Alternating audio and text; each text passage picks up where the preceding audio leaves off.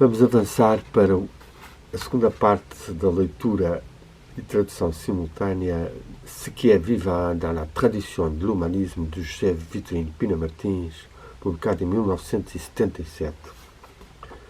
Na primeira parte, Pina Martins referiu os aspectos pioneiros do humanismo, seja no estudo das belles-lettres, das boas e belas letras greco-romanas, como de um segundo renascimento em que o aprofundamento do conhecimento da realidade do macrocosmos é desenvolvida, e dá exemplos de Bacon, Galileu, Campanella, Copérnico, Descartes, até Bruno e Spinoza. Uma segunda parte, Pina Martins desenvolveu os sonhos de utopias e de uma nova sociedade a partir dos grandes descobrimentos e também de uma crença que o ensinamento de Cristo, a filosofia Christi, tão defendida e valorizada por Erasmo, da paz e do amor, poderiam transformar os seres humanos e diminuir um pouco o vale de lágrimas que é a passagem na Terra. Havia, portanto, já um ecumenismo grande na obra de Erasmo, que procurou por várias vezes deter os impulsos mais belicistas, seja do papado, seja da Europa. E numa nota, Pina Martins recomendava até o livro de Jean-Claude Margolin, um dos seus amigos e estudiosos do humanismo e de Erasmo, Guerre et paix dans la pensée de Erasmo, publicado em 1973, onde se encontram vários dos textos de Erasmo ligados com a paz. Vamos voltar então ao texto, lendo a terceira parte, Humanismo como retorno às fontes e o pensamento irenista. Estamos diante do marca do impressor Johannes Froben, de Basileia, um dos grandes amigos de Erasmo, editor também das obras de Thomas More, que se encontra ali ao lado. E vamos então começar a leitura. O humanismo preconizava o retorno às fontes, às origens, pensando que o estudo da gênese do saber permitiria compreender melhor a evolução histórica da civilização. Retorno às fontes cristãs e patrísticas para a gnose teológica. Retorno às fontes do pensamento grego para a procura filosófica. Retorno às fontes clássicas, entre parênteses, textos gregos e latinos, para a filologia. Esta demanda das origens levou os humanistas a elaborar um método pelo qual os textos sejam transmitidos sob uma forma tão autêntica quanto possível. Esta preocupação de rigor, erigida em sistema desde Lourenço Valla até Erasmo, e Pina Martins diz-nos que em nota, Erasmo foi um discípulo de Lourenço Valla, não só no que diz respeito aos métodos de edição dos textos bíblicos, mas também em relação à sua concepção humanista. Já escrevemos, num dos nossos estudos, além de ter aprendido a lição de Lourenço Valla, os temas do seu magistério humanístico, de Erasmo, são uma glosa moderna do pensamento dos italianos de Quattrocento, que aliás, tal Lourenço Valla, que aliás, por sua vez, já repetiam e desenvolviam os temas do primeiro humanista da Europa, Francesco Petrarca. Erigido em sistema, voltamos ao texto, de Lourenço Valla a Erasmo e também nos impressores humanistas, tais como os Aldo, já que houve o pai e os sucessores, como os Etienne de Paris ou de Veneza. Por outro lado, o facto de conhecer exatamente, entre parênteses, se é que se pode falar de exatidão em matéria de ciências humanas, as diversas maneiras de interpretar uma mesma escritura, entre parênteses, sobretudo nos domínios da teologia e da filosofia,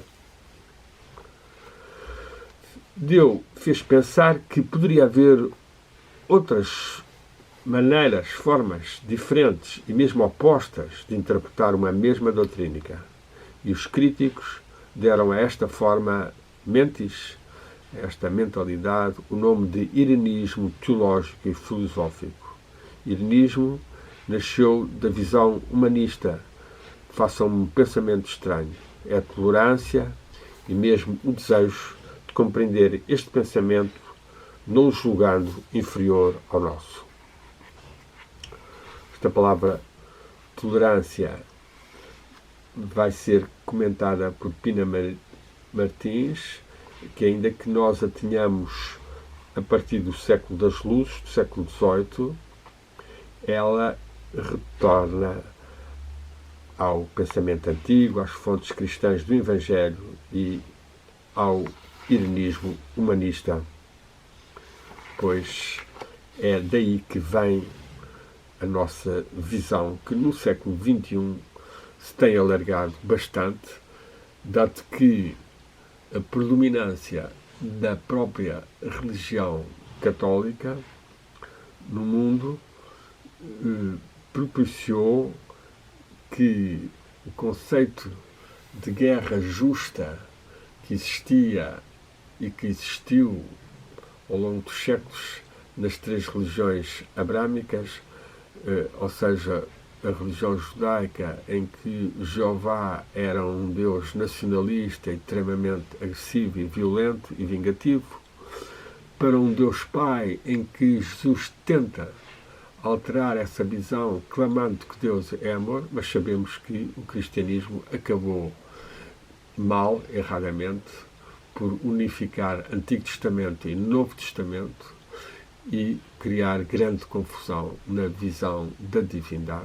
E podemos ir hoje a igrejas, à missa, e ainda ouvir os salmos guerreiros, quando no século XXI cada vez mais devemos ultrapassar todo esse faciosismo religioso e comungarmos de uma, nem direi tolerância, mas de um respeito e valorização das fontes comuns de todas as religiões, e que são a realização espiritual e a vivência justa e amorosa na vida, e simultaneamente com uma demanda de união com o corpo místico da humanidade, entre os quais incluiremos neste momento Erasmo, Pina Martins e todos os grandes seres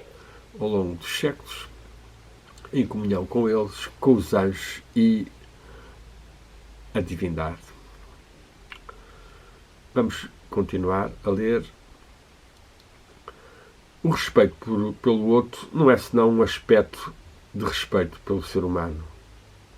A prioridade é dada nos nossos dias ao melhoramento do destino do indivíduo nas suas relações com o trabalho e os meios de produção. Este problema está estreitamente ligado aos dos direitos do homem na comunidade, pois o Estado existe para a felicidade dos cidadãos. E não devem ser eles a sacrificarem-se para assegurar um hipotético enriquecimento do Estado.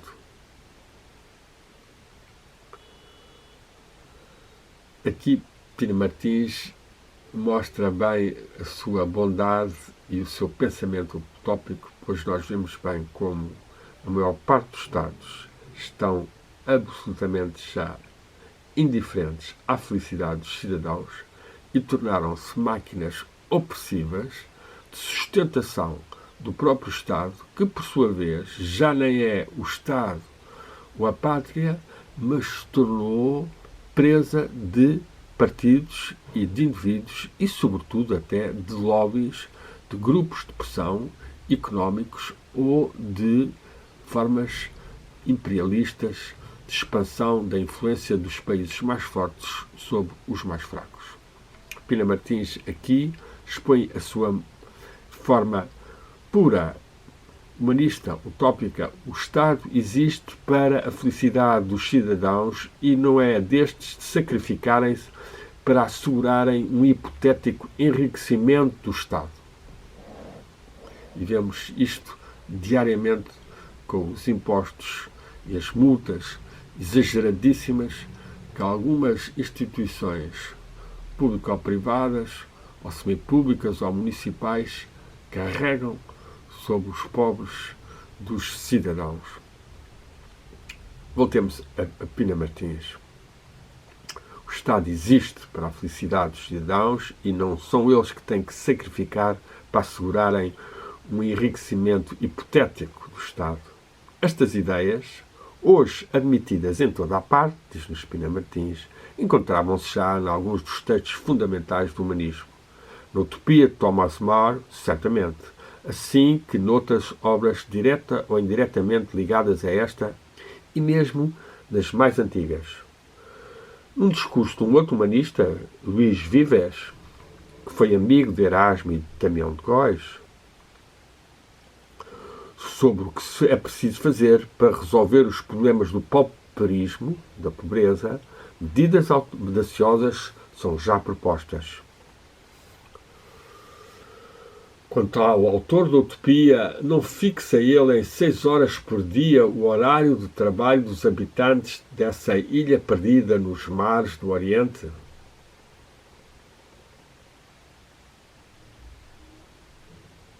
Não poderemos dizer que o humanismo do Renascimento está na origem do progresso social atual, mas, pelo menos, ele deu um primeiro modelo. Já se disse, já se escreveu, que o século XXI seria uma época de grande religiosidade. Ele contrabalançaria assim, felizmente, o nosso. Mas pode ser que esta perdição, este futurismo, seja desmentido pelos factos. Mas nós apercebemos já, contudo, que em alguns dos melhores seres renunciam pouco a pouco a negar a transcendência, mesmo que não creiam nela. É um facto que a filosofia dos valores está já no purgatório e o existencialismo também. A fenomenologia já declinava antes que aparecesse a corrente existencialista. O pensamento dito em França de 68 não é finalmente senão um excesso de palavras ou um jogo dialético que anda à volta. Este fim do século XX não parece também ilustrar-se pelo nascimento de movimentos de pensamento filosóficos profundos e originais. Mas o progresso espetacular da ciência e da técnica preparam a humanidade para viagens intersiderais sobre as quais outrora não se vislumbrava a possibilidade. O Renascimento tornou a cultura clássica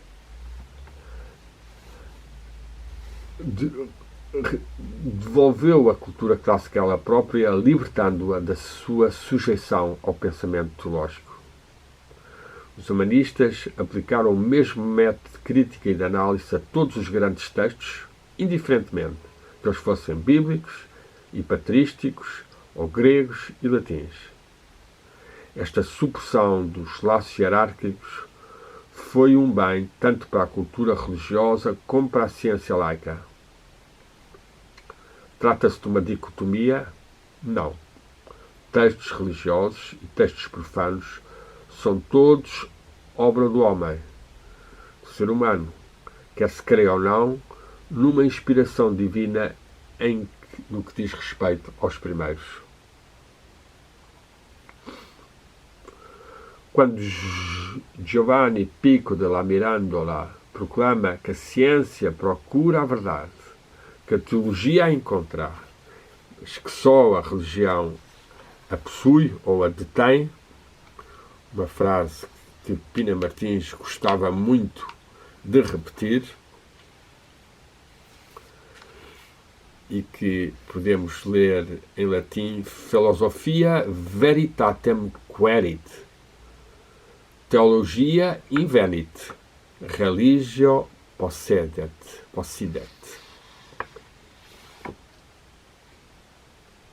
A filosofia procura, quer, demanda verdade. A teologia encontra, mas a religio é que a possui. Pina Martins vai desenvolver um pouco disto. Pico della Mirandola guardou-se de definir ou de dizer precisamente se se tratava desta ou daquela religião. Nós sabemos que ele via no cristianismo uma espécie de síntese das verdades espalhadas em todas as doutrinas e mesmo heréticas, donde o seu interesse pela cabala, os filósofos herméticos, o pensamento islâmico, assim como pela tradição judaica, era já uma forma de ironismo. Sobre este ponto, o pensamento contemporâneo, hoje, reúne-se ao pensamento humanista do Quattrocento. Ninguém discutia, na Idade Média, o primado da teologia, rainha de todas as ciências. Os humanistas não rejeitaram de um relance esta verdade. Eles continuaram a respeitar a teologia como uma forma de conhecimento, mas esforçaram-se de a aproximar de outras ciências humanas, aplicando os mesmos métodos e as mesmas técnicas da análise. O seu fim não era conciliação ou ruptura. Eles consideravam a teologia e tinham-na elevado ao nível das ciências positivas, contra as elucubrações escolásticas.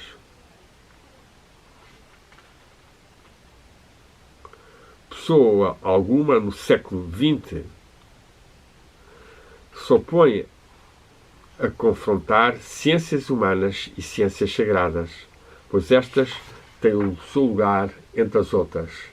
Esta conquista moderna tem a sua origem também no humanismo do Renascimento. Nós aqui encontramos um discurso de Pina Martins em 1987, um texto publicado nos arquivos do Centro Cultural Português, volume 23, em que uma posição que não é hoje tão vigente é afirmada. Pessoa alguma, no século XXI, pensará em opor ou confrontar ciências humanas e ciências sagradas.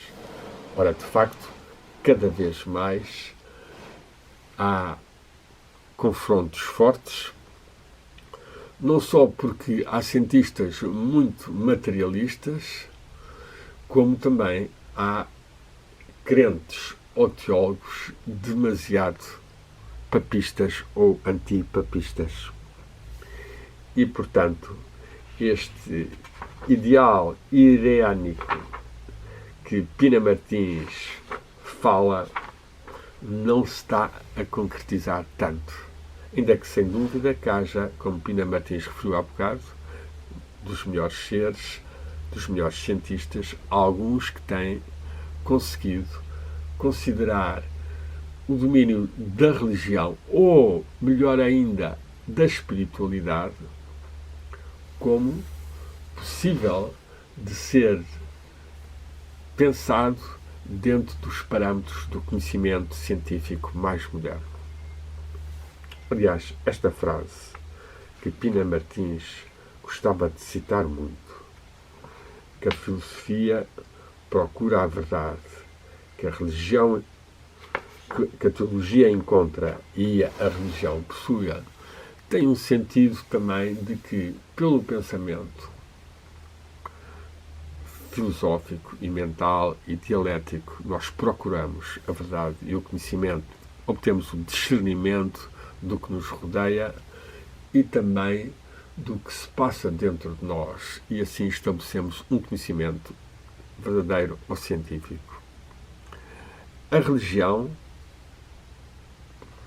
e a teologia são passos seguintes. A teologia hoje em dia está cada vez mais dispensada, porque não se considera que ela tenha encontrado Deus, e de facto esta frase tem que ser vista no contexto de uma saída ainda de um domínio teológico que obrigou o próprio Pico de la Mirandola a fugir de uma sentença de excomunhão por algumas das suas proposições filosóficas e teológicas terem sido consideradas heréticas pelo Papa.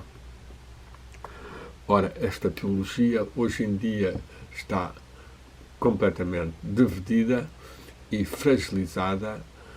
A religião, essa, sem dúvida, que se mantém, e é ela que pode possuir a verdade, pode sentir a vivência espiritual ou divina ou da verdade no seu interior, já que a palavra religio significa religar, reunir, religar o ser humano com o seu espírito, religar o ser humano com a divindade.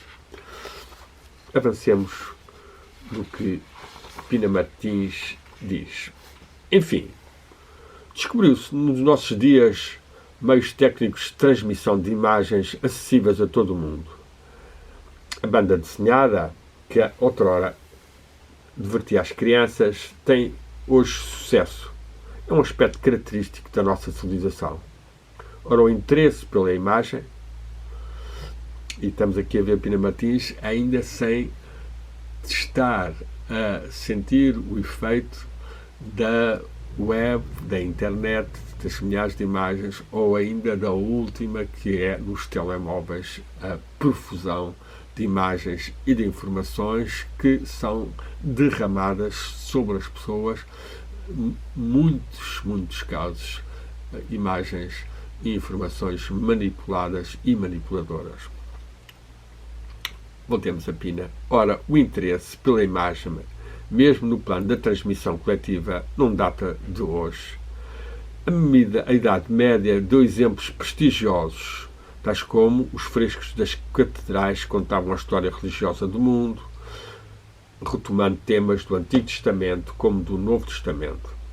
Bastava ter olhos para ver, e ver era de facto ler, para milhares de fiéis, guiados não pelo bispo ou pelo presbítero, guiados ou não pelo bispo ou pelo presbítero, e descobria-se nesse magnífico livro de imagens a palavra da eternidade tratada por maravilhosos artistas. Isto é conhecido, esta consideração das catedrais como o livro vivo da humanidade na época. A palavra da eternidade é que hoje em dia certamente que temos que relativizar muito, porque o que é eterno e o que não é eterno, o que é humano e o que é até não correto, está muito misturado nos textos sagrados de todas as religiões. O humanismo do Renascimento seguiu esta vida e foi mesmo mais longe, tentando juntar a certos textos impressos, e o número de livros não cessava de crescer, uma copiosa iconografia. As imagens explicam, analisam, interpretam e esclarecem, entre parênteses, e por vezes falsamente, o texto. Em todo caso, podia-se ler a Eneida de Virgílio, por exemplo, olhando as ilustrações que representavam os principais episódios da narrativa. no século XVII e XVIII, esta forma da alfabetização figurativa conheceu, numa certa medida, uma pausa. Ela exigia, sem dúvida, poderosos meios de criação sob o plano artístico, ou seja, artistas de talento, bem remunerados e ricos meios financeiros. Pois o livro ilustrado implicava despesas de investimento elevadas. O século XX parece ter de novo o gosto da imagem, mas desta vez ela não se substitui mais ao texto. Ela torna a leitura mais agradável ou completa. Ainda que, aqui de novo, devamos fazer este perigo muito grande do excesso de imagens que substitui o texto, ou que o texto se torna radicalmente limitado, curto, inferior e culto ao ser apenas digitalizado em iPads ou telemóveis sem grande capacidade de todo o contacto amoroso e harmonioso e natural com o livro e com as folhas ou com o papel e a caneta, e portanto há excessivas imagens que estão a substituir a escrita e o texto. Voltemos ao Pina Martins, ao grande sábio, luz e amor na sua alma e boas inspirações para nós. Pensa-se-á, talvez, que nós estamos já a tocar no anacronismo ao considerar aspectos do humanismo do Renascimento à luz da nossa civilização. Com efeito, nós quisemos apenas pôr em evidências certas analogias e ver se a nossa época conservou alguma coisa da herança cultural humanista. Fizemos o esforço de tentar remontar no tempo até ao século XV e XVI, apreciando o que representou o progresso das letras no Renascimento em relação à Idade Média. Nós tentámos deixar de parte os nossos preconceitos dos seres humanos do século XX. Os nossos instrumentos de procura são hoje mais aperfeiçoados, mas somos também mais marcados por ideologias e militantismos de todas as formas, todas as ordens. É preciso que empreguemos os instrumentos de quais dispomos com tanta aplicação que os nossos esforços,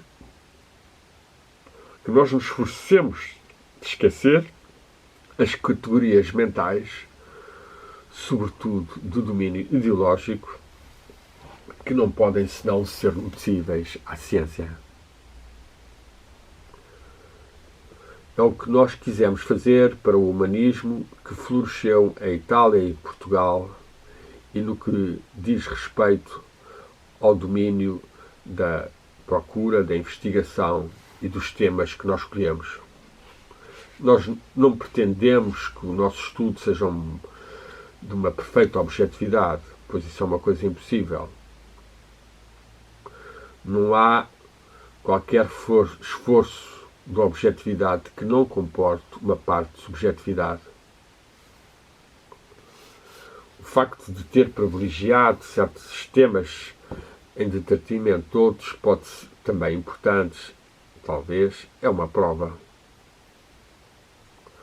Porquê ter dado importância à astrologia e não à cabala, às utopias e não ao hermetismo alexandrino, ao irenismo filosófico e ao platonismo, mais que ao aristotelismo averroísta da escola de Pádua?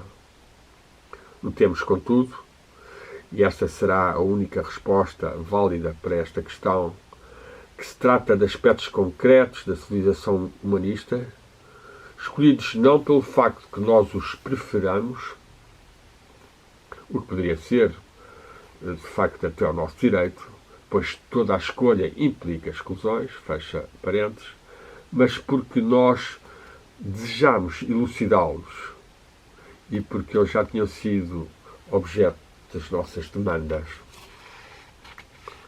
Não temos, portanto, a pretensão de apresentar uma síntese dos problemas do humanismo.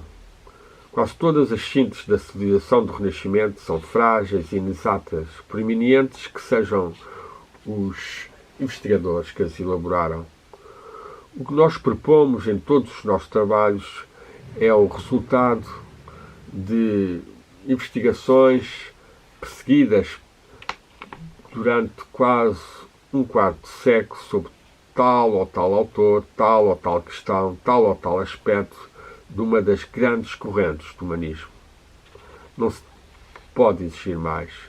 Nós apresentamos igualmente algumas sínteses frutas de uma reflexão madura, de investigações e de leituras, mas que nós evitamos muito de as dar como definitivas.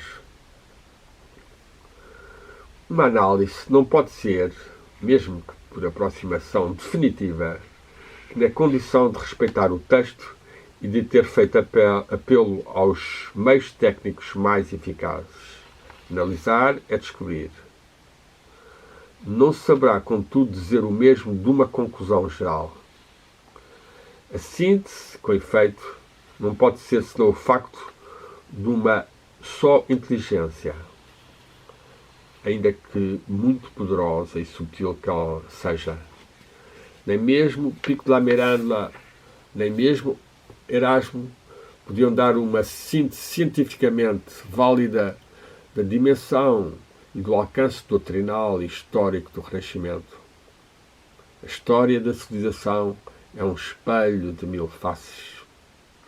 Um investigador não saberá vê-los todos.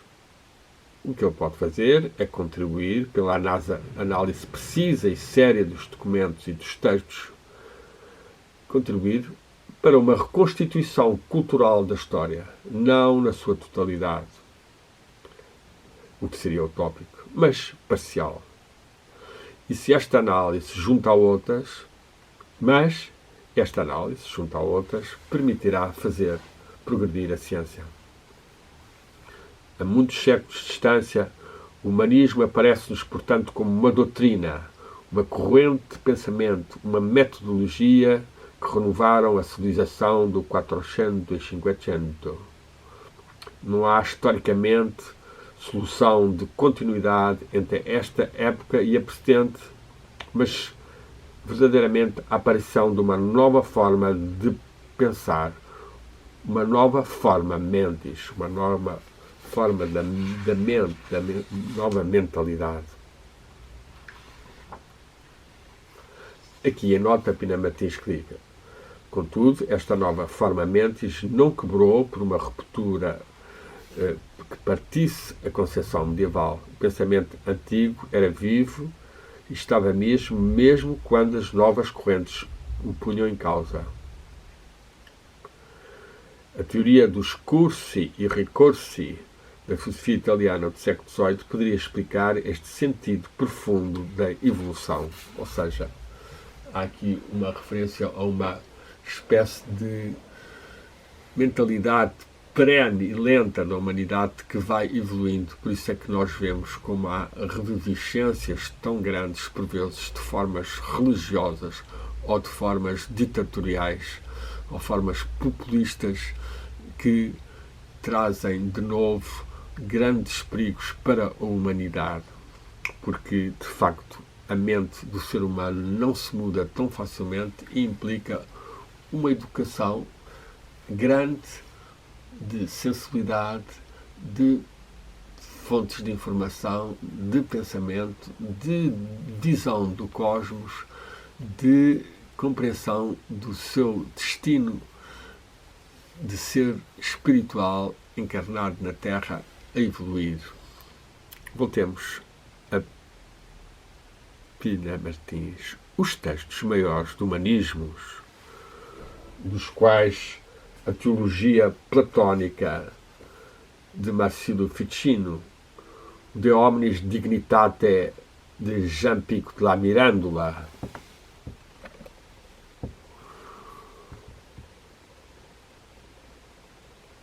o Morie Encomium, o elogio da loucura de Erasmo, que vemos aqui numa pintura. A Utopia de Thomas More.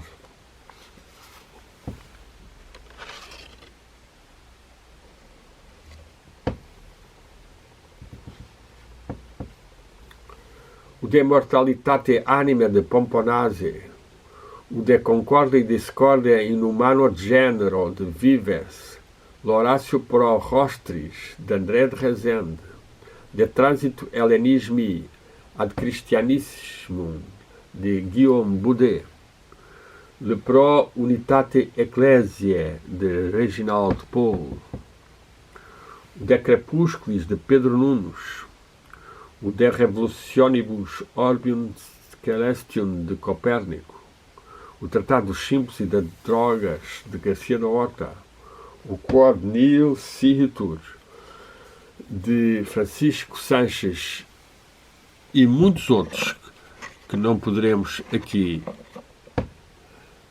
citar agora e que Pina Martins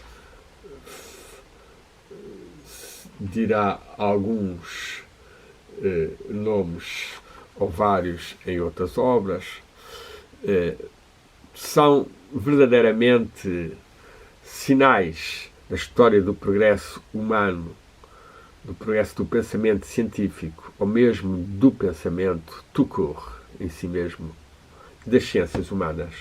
Algumas destas obras, como as de Pedro Nunes, de Copérnico, Garcia da Horta e de Francisco Sanches, trazem, assim, de novo, ao pensamento ou à ciência moderna que está na origem do conhecimento crítico mais avançado.